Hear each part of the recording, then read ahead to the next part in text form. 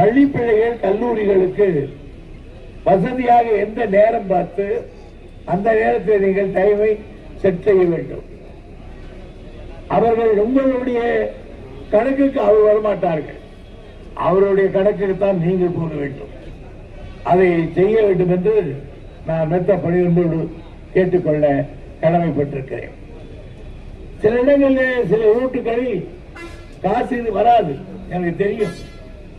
அதனால இங்க சுற்றிக்கிறார்கள். உதாரணத்துக்கு கொண்டு சொல்றேன், இங்க இருக்கிற பஸ் டவுன் வண்டி ஆனாலும் எந்த வண்டி ஆனாலும் நியாயமா டெல்லிக்கு போயிட்டு வரணும். ஆனா யாரும் போறதில்லை, பள்ளிமன்ற ரோட்லயே திரும்பிக்கிறாங்க. நான் கலெக்டர் சொல்றேன், அப்படி திரும்புகிற வண்டிகள் மீது நீங்கள் சட்டப்படி நடவடிக்கை எடுக்கலாம்.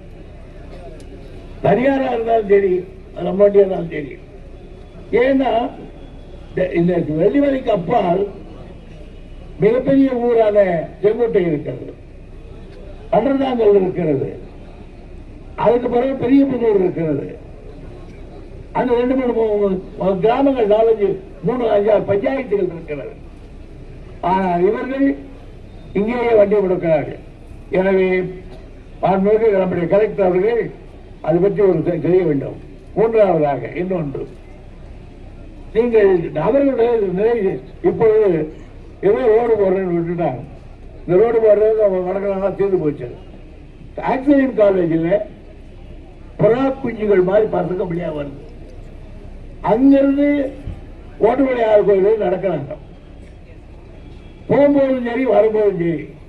இப்ப எப்ப மழை வருது எப்ப மழை வருதுன்னு தெரியல, அதே நடந்துட்டு வர்றாங்க.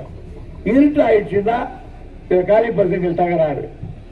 அதனால நான் என்ன சொன்னேன்னு கேட்டா, இப்போ இந்த நேரடியா வரும் பஸ் இந்த ரூட்ல ரிப்பேர் ஆனாலும் அப்படியே போய் டவுன் ஓரமா வந்து ஆக்சிடென்ட் ஸ்கூலுக்கா வந்து போட்டு வரலாம். அது சில 2-3 சொல்லியாச்சு நான், ஆனா அது பெரிய எழுதுறதில்லை. ஆகையினால் அவர்களுக்கு என்ன சௌகரியமோ அதை நாம் செய்து கொடுக்கிறோம். யாருக்கு?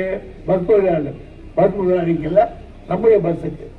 ஆகையினால் மாவட்ட ஆட்சித்தலைவர் அவர்கள் இப்படி சின்ன சின்ன காரியங்களை செய்தால் மக்கள் மகத்தான ஆட்சி அடைவார்கள்.